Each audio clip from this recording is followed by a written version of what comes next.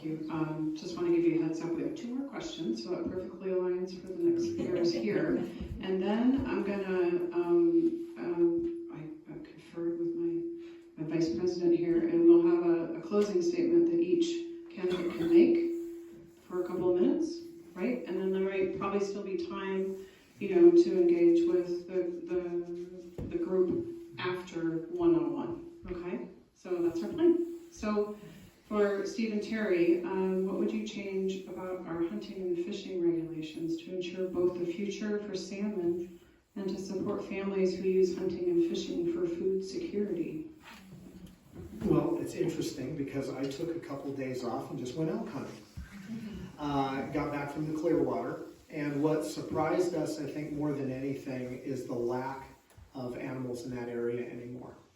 And when we look, I think, at how Fish and Wildlife has managed our natural resources, I think some changes can be made there. I would really like to, once I'm elected, pull some of those leaders in and look at the actual biology that they've used over the years to manage those. On my brochure, I've got a big steelhead that I caught. That fish was released. I'd like to see a lot more catch and release. But it's not as simple as that, right? When you release fish, it has to be done the correct way. So we need education around that as well. I've grown up in this state, lived here my entire life, love the outdoors, love to fish and hunt. I'm an archer. And I think for all of us in the community, we have to start to reevaluate how we're taking care of our animals. We've got the hoof disease that's now prevalent here in the state. And if you've ever seen an animal with that, it'd break your heart. I have. So a lot of work needs to be done. But I want to touch on the point that Matt and Adam made too. One of the first things that I did when I started in this race was I went to places where a lot of Republicans don't go. I went over to Power Trip Energy and met with Andy. They actually did. We also live in an off-grid home. We have no connection to power, just solar. And I asked him, Andy, what kinds of things are prohibiting you from growing your business? And he went down a list of 7 things. 5 of those things I agreed with him on. There were only 2 I disagreed with him on. And so I keep asking myself, why are we getting hung up on those 2 things? Just like Adam said, we can reach out to different groups, different individuals that have different interests all the time and say, we may disagree, but I want to find out where we agree, and then I want to help you to do that. I was invited by the Jamestown Sklallam tribe to come to one of their council meetings, and they said, this is the first time a Republican is showing up here. And I said, I'm honored to be there. And so I think the bottom line for us is we can rise above the partisan politics, but we have to retain the values we have too. And I'm not going to compromise my values, but I'm always willing to look for areas where we might agree.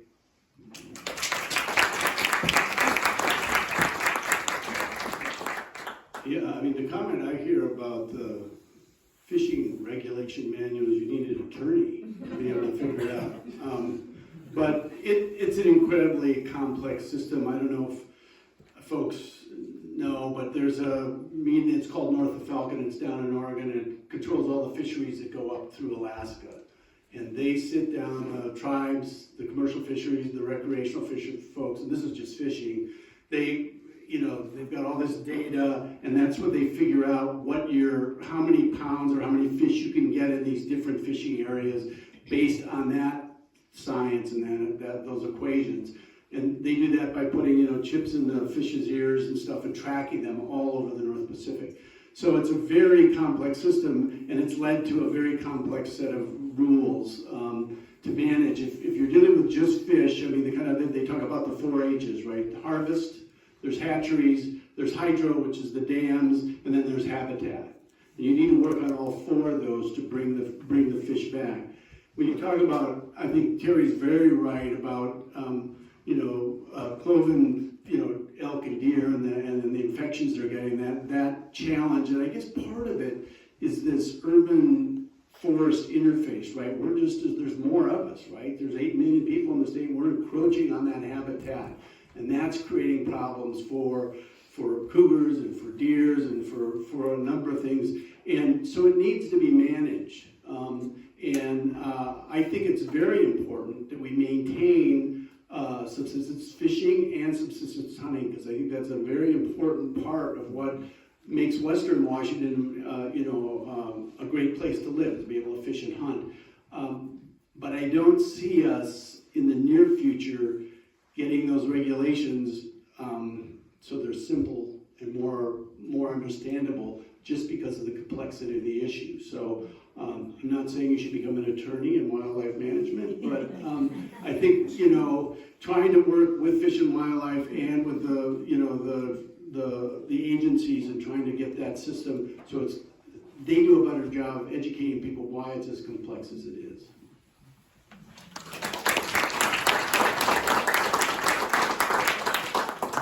Thank you. All right, final question. Is there a state long-term care plan or a plan to create one? Well, we have a long-term care tax right now, and that's one of the initiatives on the ballot, is to make that optional rather than mandatory.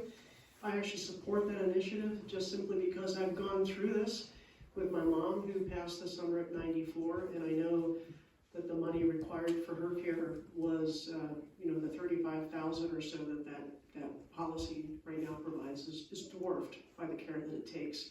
So I'd rather have people that are early in their career, that are trying to make ends meet, make the decision, do I want to spend that $580 a year on this now, or do I want to feed my family?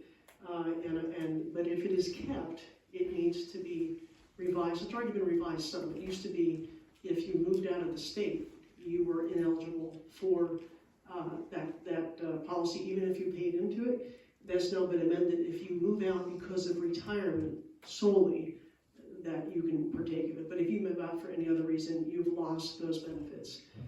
It used to be, and I think still is, you have to have 10 years vested in that to qualify. So if you're late in your career, you're paying the tax you're never going to get.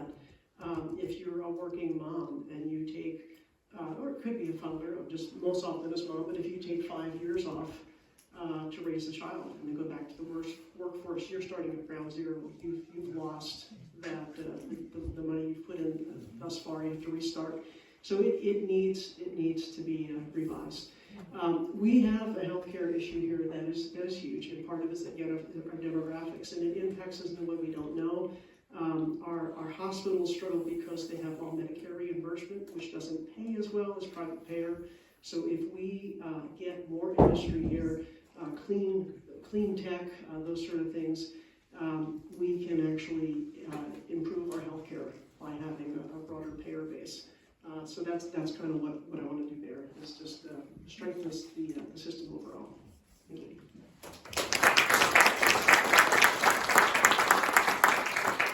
The Long-Term Care Act is good government. It's paying a little bit as we go, so that when people get to the end of their life, the state doesn't have to pay a whole bunch. And it's setting up a process where people will know exactly what they're paying in and what their benefits will be, and where y'all as taxpayers pay an incredible amount for long-term care, especially when people leave their home and go into care homes at the taxpayer's expense. And I think people would be stunned that actuarially that bill was good government and will save taxpayers money over the next 20 years, and a substantial amount of money. But you look at the Long-Term Care Act, you look at the Climate Commitment Act, you look at making our tax code a little more fair by asking the very top to pay a little bit more in taxes while providing a small business tax break that we did, while providing the working families tax credit, and I hope many of you have applied for that working family sales tax credit, while reducing the burdens and regulations on small business during the pandemic. Being a leader and being part of the majority party, and I'm a proud Democrat, we've delivered for Washingtonians. We led through the pandemic. We're leading through at a very tough inflationary environment. But you know what? Tomorrow, the Federal Reserve is going to cut rates because they have slayed inflation. 2 years ago when we were here, inflation was running about 9.5%. And at about the same time I was running for re-election to the House, and the Congress passed the Inflation Reduction Act. Currently, inflation's at 2.9%, under the rate of normal growth of 3%. We've delivered delivered over Derek Kilmer, Patty Murray, Maria Cantwell, Steve, Kevin, and I on your behalf. And this is all part of it's good government to save taxpayer dollars, to look ahead, not over to the next quarter, but to look 10 and 20 years down the road. We do a 4-year budget outlook. Every budget we pass, we're looking 4 years just for the operating budget. Steve's looking further. In transportation, we've got a 20-year plan. So it's all part of good government. I've been proud to be a part of that team.